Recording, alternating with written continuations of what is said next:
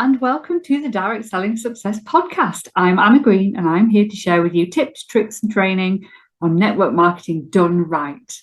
Thank you for listening. It can be really tough when we are running a business and we're on our own. And loads of us have this. Quite insular business. And even in the direct selling industry, where you might have a team above you or a leader above you, a company above you, that you can get the support and the motivation and things from, it still can be very, very lonely. It can be very isolating and difficult. We can lose our mojo. We can get down. We can struggle in our business. And in this podcast, I want to cover some of the things that we can come up against when we're running our business, and how we can keep our mojo going. And when we lose our mojo, it can be super tough to do the things that we need to do to keep our business going. And I would say everybody who runs a business or runs a direct selling, network marketing, little business of their own, side hustle, doing it for a bit of fun, will always come through bad times. There will be times when things aren't going the way that you think they should, or the way that you'd hoped they should. There will be times when you are not getting the sales that you want, where you miss targets and goals, where you don't achieve that promotion or trip or whatever it might be. And it's okay, and it's normal. Business is not a straight line all the way to the top to success. It really isn't. And I don't think it is for anybody. Even those that you think are having all this success, they won't have it all the time. It's perfectly normal to have dips where you don't make as many sales. It's perfectly normal to lose titles. I lost my mojo, and I lose my mojo on a regular basis. And in this episode, I'm going to share with you how you can help get it back, or maybe even out the lumps and bumps in your business so that it's not quite as rocky, and the drops and the downs that you suffer aren't quite as big as they would once have been. So let me tell you a story. So back when I was in direct sales, because I was in direct sales, for those of you that don't know me, for 17 years. I started back in 2005 when my kids were tiny, and I worked my way to the top of the company, getting the holidays, achieving big bonuses, absolutely loving what I was doing, built a big team, and had a whale of a time. But it wasn't plain sailing. There were times when it had ups and downs. There were times, and I told my Direct Selling Success Facebook group this week, there was a time when I lost 9 leaders in a year, dropped right back down to the first leader level in my company, and had to work my way all the way back up again. That was probably the worst. That was probably the biggest mojo breaker that I had had.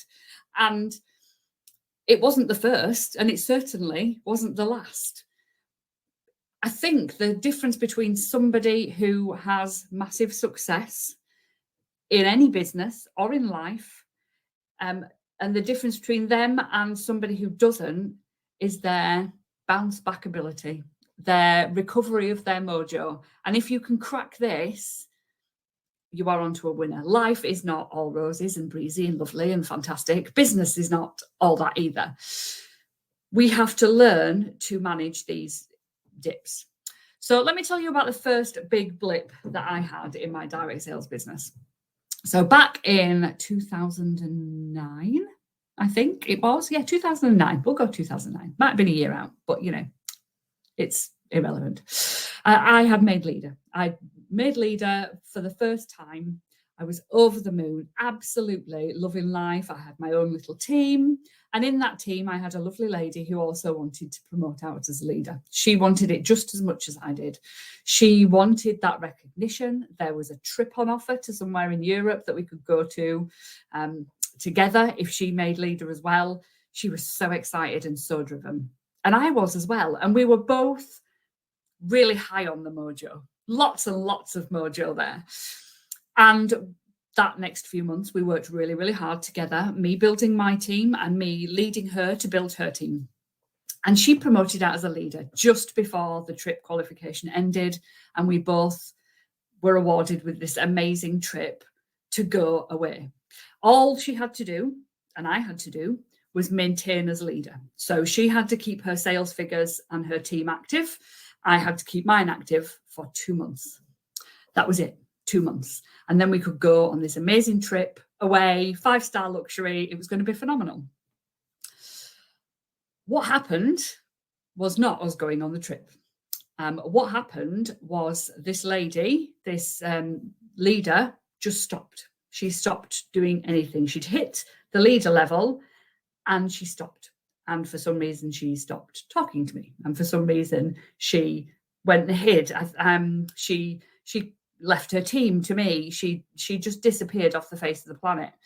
I think panic had set in. I think maybe she was going for the leader position just to say she'd done it. I don't know. It was a long, long time ago.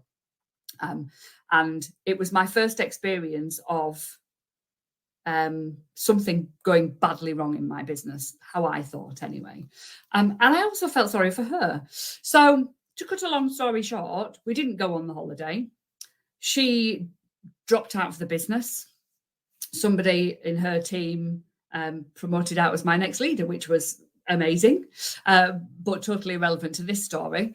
And she went on to go and do other things, which is absolutely fantastic. Me, however, I was gutted. At the time, I was absolutely heartbroken. I couldn't understand what I'd done wrong. I didn't understand why I'd let her down so badly. Why would somebody promote out as a leader and then not carry on doing it? You know, all these thoughts were going through my head. How I must have failed massively with her. I didn't know what I was doing. This wasn't the best job for me. If I can't look after one person like that, how can I expect to look after any others? I was really down. My mojo had gone totally. I didn't know what to do with myself. I was so upset for her, for me and my business, for not going on the holiday, selfishly enough. And this mojo drop lasted for some time. I just couldn't pull myself out of it. And it started to make my business suffer. I was losing sales. I was losing team sales. I was losing team members. I wasn't gaining any more team members. I wasn't looking after my customers. It was just dripping. It was all disappearing away. And I started to worry about what my business was going to look like and maybe whether I needed to find something else to do. So I sat down and thought, well, do you know what? I can go and get a proper job. Or I can work out what I'm going to do next with my business. And I sat down and I did what I'm going to tell you guys to do. And every single time that I've had a blip, I've done the same thing. Because what happened was I did this little exercise that I'm going to share with you, and I pulled myself out of this dip. I looked at what had happened and realized that it probably wasn't all my fault. It was probably circumstance. It was probably a thing that was going to happen anyway. I looked at the situation I was in with my business and thought, well, like I said, I've got two choices. I can quit or I can keep going. I can keep going for me. I can keep going for what I believe in and what I want out of life. And I can keep pushing and I can keep driving my business forward. And I have to go with a motto. And it was one of my business development managers that told me this thing. And it stayed with me since. Some will, some won't. So what? Next. I think she used a different word from next. I think it started with F. But I'm not going to go into that now. You know, it's not appropriate. However, that was the principle that I used and that she taught me. And actually, it served me well in business and in life as that one phrase. Some will, some won't. So what? Next. We cannot control what other people do. And this was a massive learning for me and helped me get my mojo back. We cannot expect people to be just like us and want what we want and do things the way that we do. We cannot read people's minds and understand why they do certain things. And actually, as long as I do my best for me and for everybody in my team and treat everybody the same and give everybody those opportunities, what they then do with that information is irrelevant.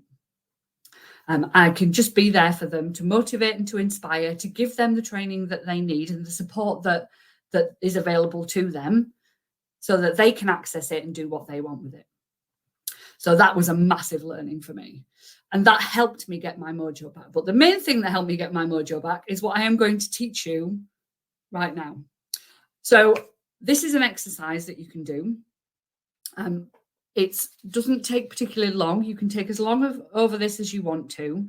It's a really good thing to do on a regular basis and revisit quite a lot because, there's lots of ups and downs in business. We have self-doubt, lack of self-belief. We have confidence dips, all these things. Revisiting this each time will really, really help. Okay. So anybody that knows me knows that I am usually positive, optimistic, happy, smiley, giggly, always up for a laugh, always finding the best of a situation. When I don't feel that way, I go and sit down with a glass of wine, cup of tea, biscuit, something nice, depending on the time of day. And I reflect on why I do what I do. So this is what I want you to do. I want you to sit down, beverage of choice, go to have a bath, go and take yourself away to a hotel, go and sit in the car, whatever. Go and do this exercise and sit down. Why do you do what you do? Right? Have a think about why you do what you do. What do you love about your business? And I want you to think about all those things that fill you with joy about what you do, right? Look at the positive feedback that you've had and results that you've had from people. Look at the difference you've made for customers, for people who follow you on social media. Look at the difference you've made to your team, if you have a team. Look at the impact you're having. Why do you do what you do? Why do you do it? Okay. Is it the love of the products or the service that you provide? Is it the helping people? Is it the impact that you can make or your mission? Is it the difference you're making for your family? Is it that sense of identity that this industry gives you? It was always that for me. It was so that I wasn't just Laura's mum, because that's what I felt like. I just felt like, everybody knew me as Laura's mum. They didn't know my name. I wanted something for me. I wanted that sense of achievement, that sense of self. So that drove me a lot. What do you love about the flexibility, the working for yourself? Is it the money? What is it, right? So every person has different reasons for being in business and why they love business. You find yours and sit down and write it down. And that is okay. It can be different from somebody else's. It can be small. It can be personal. It can be all about you. It can be all about other people. Totally up to you. I want you to be honest, though, really honest about what it is that you love about what you do. Why do you do what you do? And the more this feels funny inside and pulls you, the better. The more passionate it makes you, the more likely you are to bring this mojo back quicker, right? So be honest, right? Have a real think about what this why is.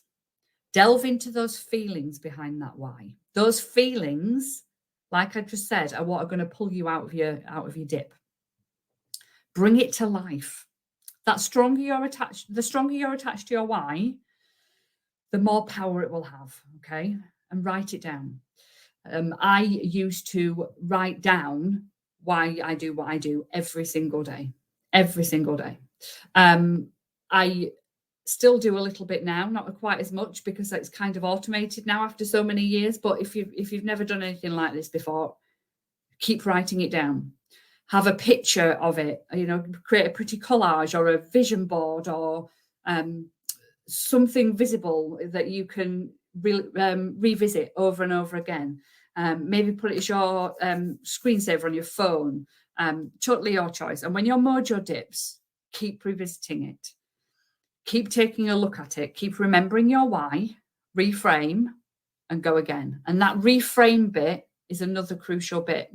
Reframing what has made you dip to start with will make a massive difference as well. I had that issue with a leader leaving. It was their choice to leave. They didn't want to do it anymore. That was fine. That's okay. And it took me a long time to reframe that. It was my business and I could run it how I wanted to, but I can't control what anybody else does. I can support them, I can inspire them, I can motivate them to do those things. But at the end of the day, it's up to them to do it. And the realization for that, for me, some will, some won't, so what, next, was a real support for me. It sounds harsh, but actually, like I've said, you can't control what other people do. And if as long as I know I'm doing my best, whatever other people do, I cannot do anything about. So reframing that for me was massive. Every time I have a dip, I reframe.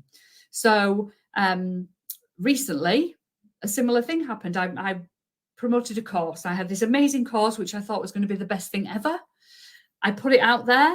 I launched it as best I could. I put my messaging out there to attempt to attract the right people. 2 people joined out of the thousands in the audience that I have. People just weren't interested, or there was something about it that was wrong. You know, something, the messaging was wrong, or the time was wrong. Something wasn't quite right. And I was gutted. I thought it was me. I thought people didn't want my training anymore, because we do. We always think it's us. We always think it's, you know, it's all about us. It's not. It's all about everybody else. Everybody else. Maybe the wording wasn't right for people to be attracted to it. Maybe it wasn't the right offering at the right time. Maybe it just wasn't right for my audience. But it's a learning I had to go through when I had to do this exercise again, bring my mojo back. Why am I doing what I'm doing? Reframing and looking at the fact that actually, you know, I've got great reviews from people. I'm getting massive results from people. This one thing is not the end of the world. And reframing that again helped me go back and get success afterwards. So, like I said, write a list. Why you do what you do. Get really deep. Why do you do what you do? What joy does it bring you? What passions does it bring you? And reframe. Okay.